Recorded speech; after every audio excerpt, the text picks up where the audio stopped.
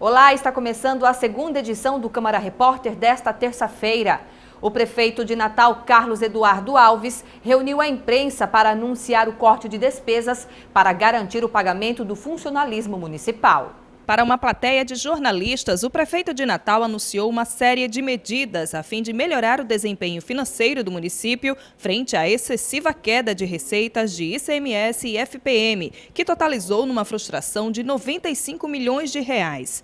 Entre outros cortes, foram anunciados a devolução de alguns imóveis alugados pela prefeitura, a não renovação do contrato dos estagiários, a redução em 10% dos contratos terceirizados, redução de 3% nos gastos com saúde e de 15% nos gastos com combustível. Com estas medidas, o Executivo Municipal calcula uma economia de 160 milhões de reais para 2017. O prefeito assegurou ainda que não vai haver aumento de impostos. Haverá alguns cortes de alguns privilégios, algumas regalias. Então a gente está recuperando receita e, por outro lado, também cortando despesa.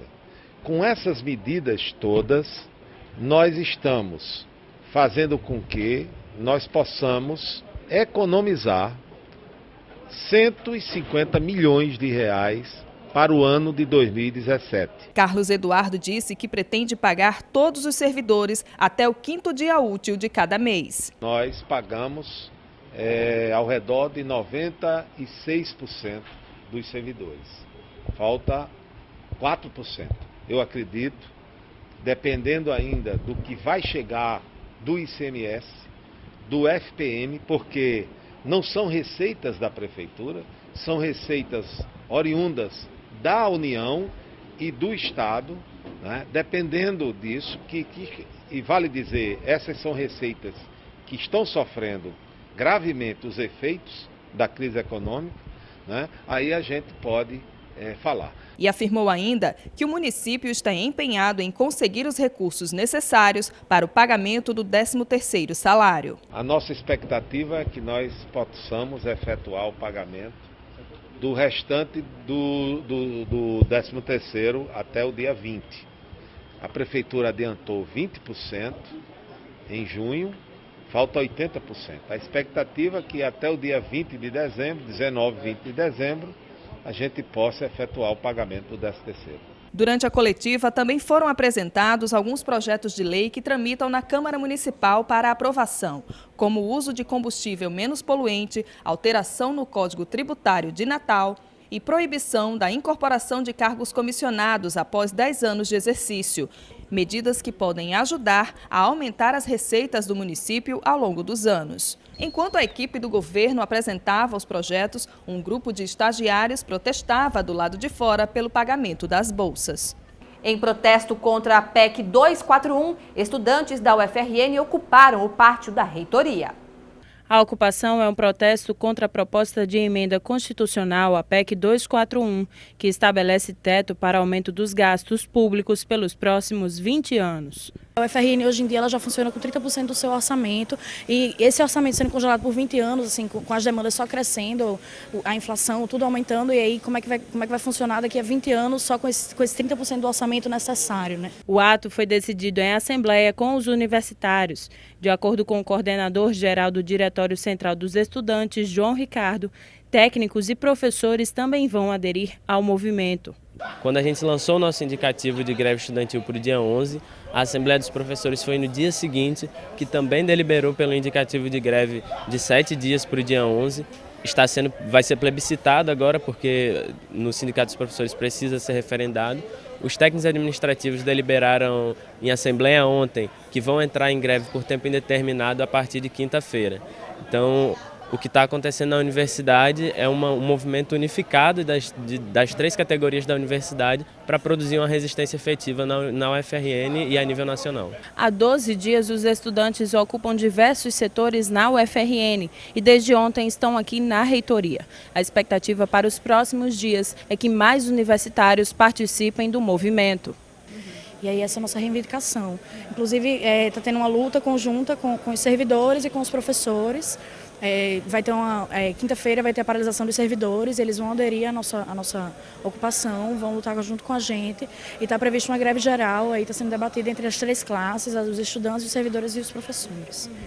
Em resposta à ocupação de vocês, o que a UFRN disse ou não disse nada à reitoria, quando vocês de fato vieram para a reitoria?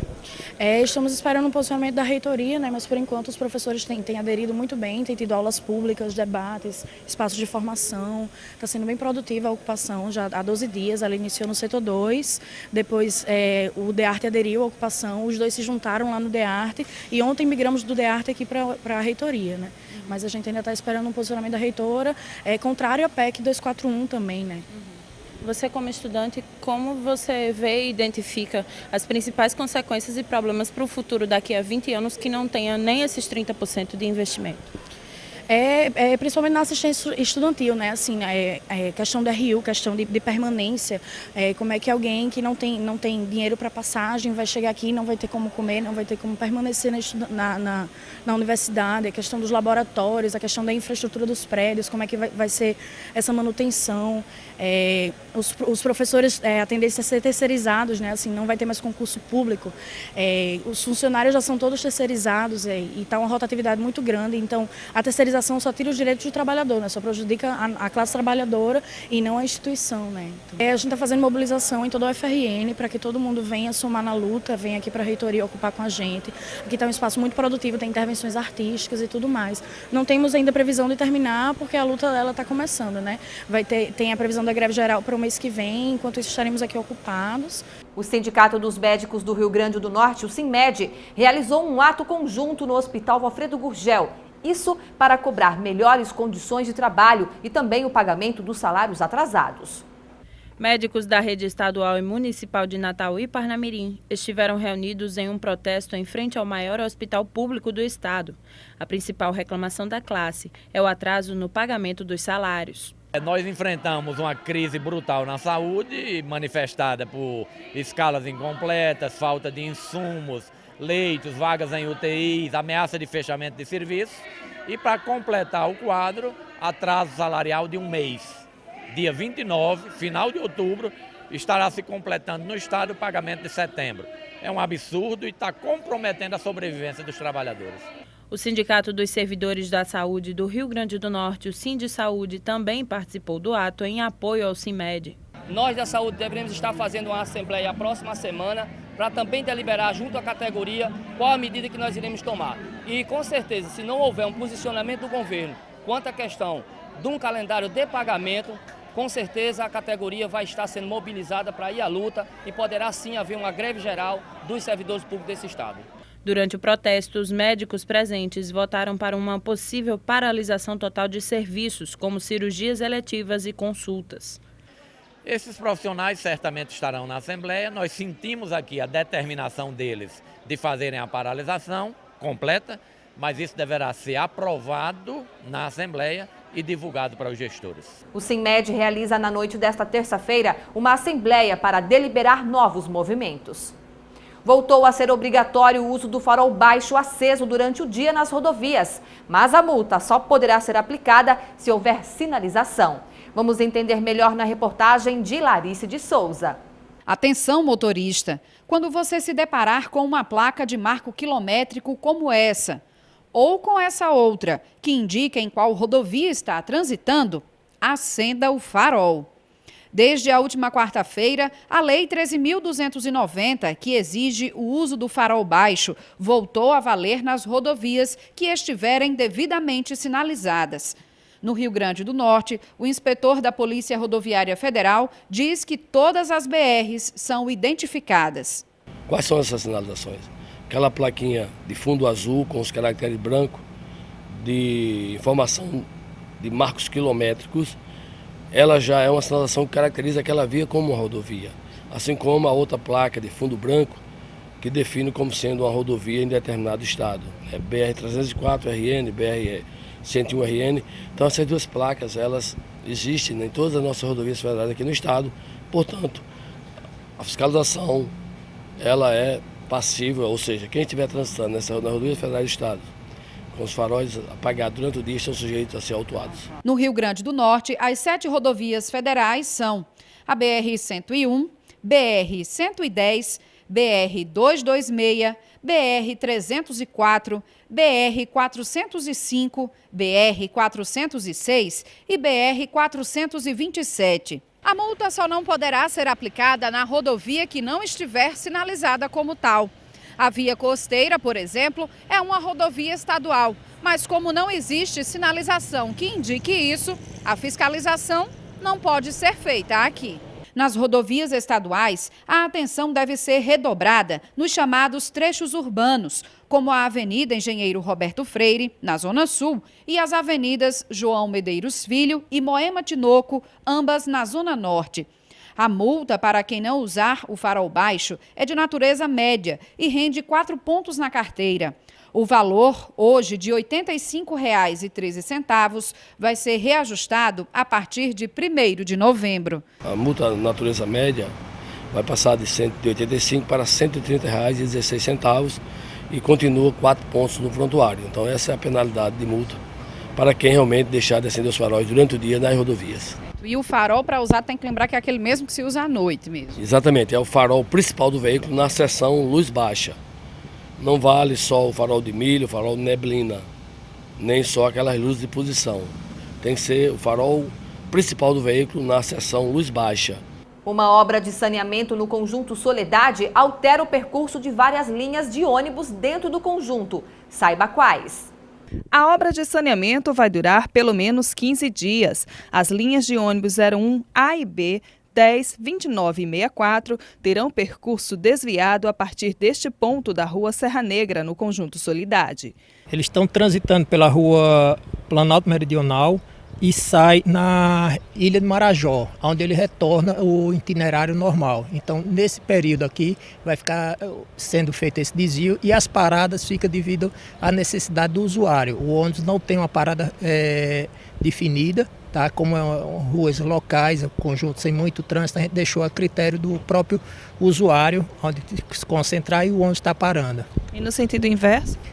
É o mesmo ida e volta para o transporte, entendeu? Não tem muita alternativa, então foi feito o levantamento pelo setor de engenharia e a gente achou melhor essas vias, são as vias mais largas, em reunião com o pessoal da empresa, entendeu? E a STTU, então foi esse o desvio que a gente achou mais fácil e não se tornar tão longe para o usuário. A obra faz parte do projeto de saneamento do governo do estado, que pretende deixar as ruas 100% saneadas até o final de 2017. Atualmente foi alcançada a meta de 50%. O IFRN abriu nesta terça-feira inscrições para 2.450 vagas em cursos à distância. Daiane Oliveira tem os detalhes. As vagas são para os cursos de Secretaria Escolar e de Infraestrutura Escolar, ambos na modalidade à distância. No total, são 2.450 vagas distribuídas nos polos de Açu, Lages e Grossos. Metade dessas vagas está reservada para alunos que tenham terminado o ensino médio em escolas públicas. As inscrições devem ser feitas pelo site processoseletivo.ifrn.edu.br. O resultado final sai no dia 8 de novembro. Daiane Oliveira para o Câmara Repórter. A possibilidade de transferência da SEASA da Cidade da Esperança em Natal para Parnamirim foi um dos pontos debatidos em uma audiência realizada pela Câmara Municipal nesta terça-feira. Representantes do governo do estado, Ministério Público, permissionários da SEASA e parlamentares discutiram a situação da central de abastecimento. Um novo prazo foi dado para que a central realize as adequações necessárias. Ficou acordado que em 180 dias a SEASA deveria finalizar todas as obras de adequação em relação ao seu sistema de esgotamento e drenagem. Eles têm um primeiro prazo de 30 dias para iniciar o processo de licitação do projeto que eles já possuem, que é o de esgotamento. E, paralelo a isso, eles vão elaborar ainda esse processo do sistema de drenagem. A gente já fez o projeto e o orçamento, nós estamos providenciando a licitação nesses 30 dias, para nesses 60 vezes estar concluído para começar a obra. Em seguida vai ser contratado o escritório do projetista para fazer o projeto da drenagem. O advogado que representa a Associação de Usuários da SEASA afirma que a preocupação dos permissionários é com o cumprimento do acordo e pede o apoio da Casa Legislativa e do Poder Público Municipal. Nossa preocupação é que a Câmara dos Vereadores do município de Natal e todos os interessados na permanência do SEASA em Natal se mantenha vigilante e apoie tudo o que for necessário através do licenciamento ambiental mais rápido de um projeto e sim colaborar sugerindo melhoras nos projetos que chegarem para aprovação, sugerindo modificações e dar a urgência necessária para que o caso necessita. Outro ponto questionado durante a audiência foi a transferência da central para o município de Parnamirim. Essa audiência foi aqui uma pressão política para que o governo do estado se posicionasse e ele se posicionou, fez a meia-culpa e disse que não, que já teve interesse de levar para outro município, mas a SEASA permanece em Natal. A audiência foi uma iniciativa conjunta dos vereadores de Natal que firmaram o compromisso de mediar a questão e contribuir na fiscalização do cronograma de obras. O acordo eu achei extremamente responsável, maduro, pela parte tanto do governo do estado como dos permissionários e do Ministério Público, que essas adequações devidas a um prazo de 180 dias, a Câmara será vigilante para o acompanhamento e os resultados maiores já foram exercidos nessa audiência pública, que é a não remoção da SEASA no município de Natal. Na série com os novos vereadores que assumem em 2017, vamos conhecer agora um pouco da história de Robson Carvalho, do PMB. Robson Carvalho é formado em Direito. Na família, apenas o avô tinha ligação com a política. Gosto que ele adquiriu desde cedo. Sempre gostei de política, não venho de nenhuma oligarquia, mas também não posso fugir das minhas origens. Tenho um avô que foi deputado estadual, deputado federal e prefeito de Antônio Martins por 3 vezes, mas já morreu há 22 anos atrás. Então sempre gostei, sempre procurei estar por dentro da política, porque tudo envolve política, apesar da política estar desacreditada e com razão. E a gente foi fomentando essa ideia junto aos amigos, aos familiares, e foi andando toda Natal, visitando, percorrendo os bairros, as comunidades, centros desportivos, CEMEIs, escolas municipais, para ver o que é que estava se passando, para elaborar também bons projetos. Eleito com 2.565 votos, Robson Carvalho, aos 26 anos, será o parlamentar mais jovem da Câmara na próxima legislatura. As áreas de atuação do mandato já estão definidas. Fui atleta a minha vida toda do judô, sei das dificuldades que sofre um atleta, sei da carência do poder público e do setor privado. Então vamos defender o esporte, vamos defender também a educação e os direitos das mulheres. Quando eu falo de educação e quando eu falo de esporte, engloba. A Secretaria de Esporte e Lazer do Estado prorrogou as inscrições para a 3ª etapa do Litoral Esportivo. As informações com Tassiana Mouri. Quem se interessar tem até esta sexta-feira, dia 28, para se inscrever. Este ano estão sendo oferecidas as categorias de surf, beach soccer, trekking de orientação e vôlei de praia. A disputa do vôlei de praia serão de atletas de 12 a 14 anos. Já as provas de surf podem concorrer de 8 a 17 anos, além do feminino open. O trekking terá equipes mistas de 12 a 14 anos e de 15 a 17 anos. E o beach soccer será disputado apenas por meninos de 15 a 17 anos. Lembrando que a competição acontece no dia 5 de novembro na Praia de Búzios. Então é só escolher a sua modalidade e participar. As inscrições podem ser feitas pelo site www.cel.rn.gov.br. Tassiana Mouri para o Câmara Esportiva. Essas foram as notícias do Câmara Repórter. Fique ligado na nossa programação que tem outras informações para você. Muito obrigada pela sua audiência e a gente volta a se encontrar amanhã. Até lá!